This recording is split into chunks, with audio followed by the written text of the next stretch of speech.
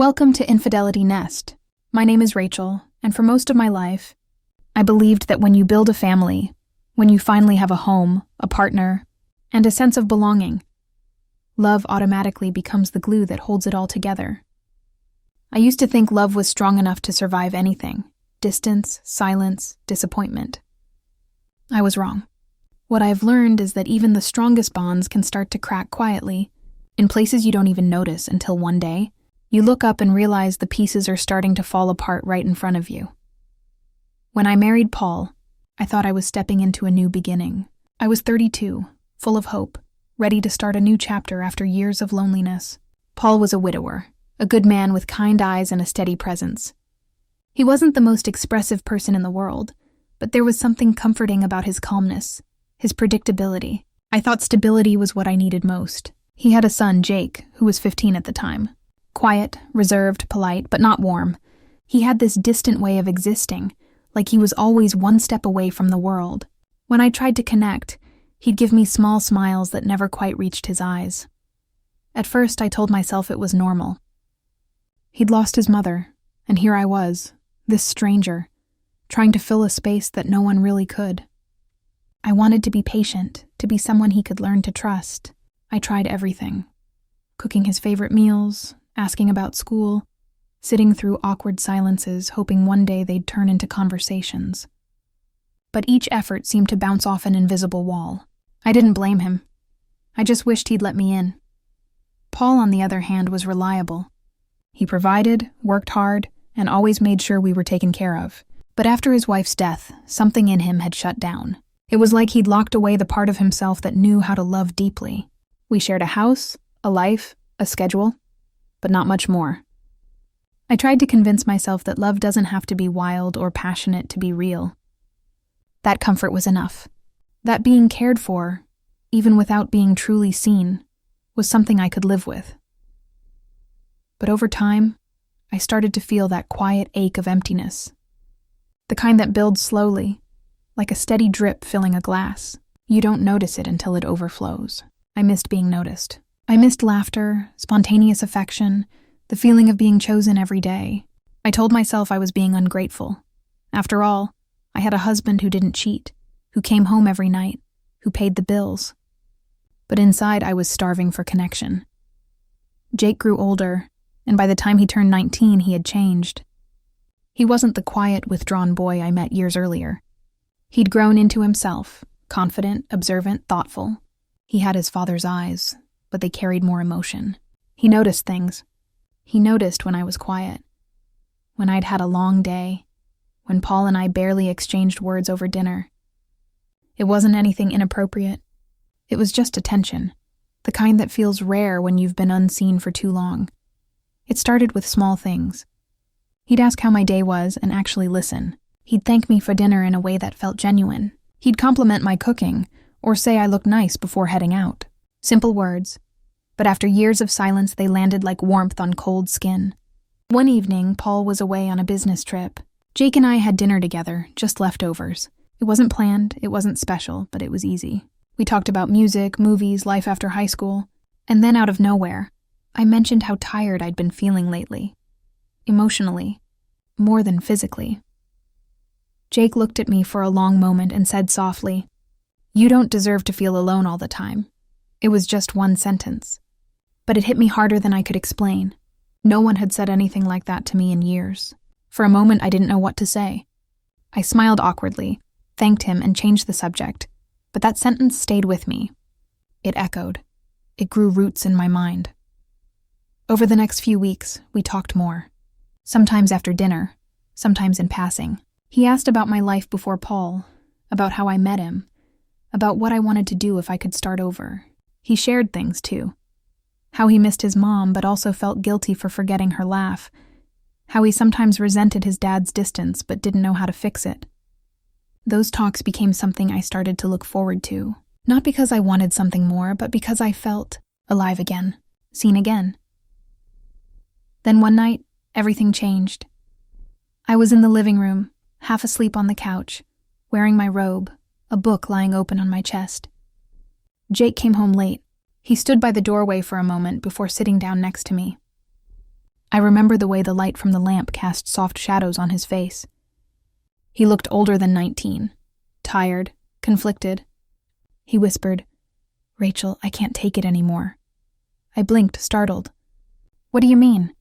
He hesitated and his voice shook when he spoke again. "Watching you like this, pretending everything's fine. Dad doesn't see you, but I do. You're hurting, you're lonely, and I can't stand it." For a second I couldn't breathe. His words were raw, too real. They hit every hidden corner of pain I'd tried to bury. I wanted to tell him to stop, to leave, to forget what he'd just said, but I couldn't move. My throat tightened, tears welled up. He reached out instinctively and brushed a tear from my cheek. The world froze. It was a single, fleeting moment, but it terrified me, because in that instant, I realized how close I was to losing control. I stood up quickly, shaking my head. "Jake, don't, please." He froze, guilt flooding his face. "I'm sorry. I didn't mean to, I hate seeing you hurt." I told him to go to his room. He did. And when I heard his door close, I broke down. I cried harder than I had in years. Not because of what almost happened, but because I realized how dangerously lonely I'd become. The next morning, we couldn't look at each other. When Paul came home, everything looked normal. But under the surface, something had changed forever. Jake avoided me, barely spoke, and eventually moved out a few months later. Years passed.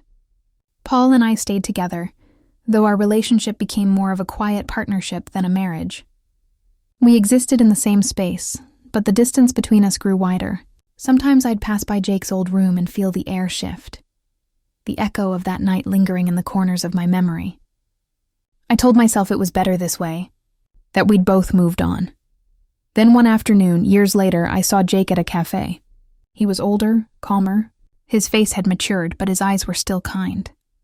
He smiled politely, asked how I was. We talked for a few minutes. Small talk, safe ground. And then, just before leaving, he said quietly, "Thank you for stopping me that night." I froze. Tears stung my eyes. All I could do was nod, because we both knew exactly what he meant. That moment could have destroyed us all. As he walked away, I felt an overwhelming mix of relief and sorrow. Relief that we hadn't crossed that line. Sorrow that life had brought us to the edge of something so wrong just to remind us how human we were. That night, I couldn't sleep. I kept thinking about how easily loneliness can twist the heart. It doesn't scream. It whispers. It convinces you that what you need is right in front of you, even when it isn't yours to have. It blurs boundaries, makes wrong things look almost right. I didn't lose my family that night, but I did lose my illusions. I learned that love isn't just about passion or comfort, it's about restraint. Real love, the kind that survives, requires strength not just to hold on, but sometimes to walk away. After Jake moved out, the house felt emptier than ever. Paul didn't notice much. He was back to his routines, his emails, his business trips, his quiet indifference. But I noticed everything. The quiet, the absence, the hollow echo of a home where no one really spoke anymore. Some nights I'd sit at the edge of my bed, staring at the door, wondering if I'd done the right thing. Not because I wished that night had gone differently, but because for one fleeting moment I'd felt alive, seen, understood. Something I hadn't felt in years. That realization both comforted and haunted me. Months turned into years. Jake built a new life in another city. He called Paul occasionally, but never me. I accepted it as punishment. The silence between us was my reminder of how close I'd come to breaking something sacred. Then, one winter morning, I got a letter in the mail. No return address, just my name written in handwriting I instantly recognized. My hands shook as I opened it. It was from Jake. "Rachel," it began, "I don't blame you. I know how lonely you were. I was too. That night wasn't your fault, it was mine. You were the only person who ever made me feel like I wasn't invisible.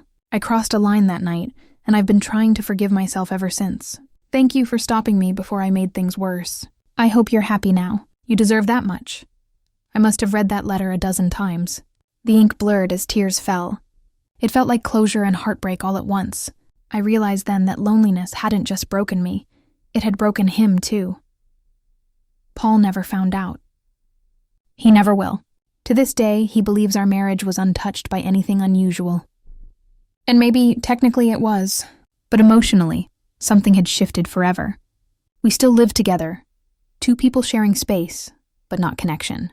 I don't know if what binds us now is love or just history that refuses to die. Sometimes when I lie awake at night, I think about that winter, the night everything almost fell apart, and the strange way life teaches us lessons we never asked to learn. I've learned that love without communication starves, and when hearts go hungry for too long, they start searching for warmth, Eve.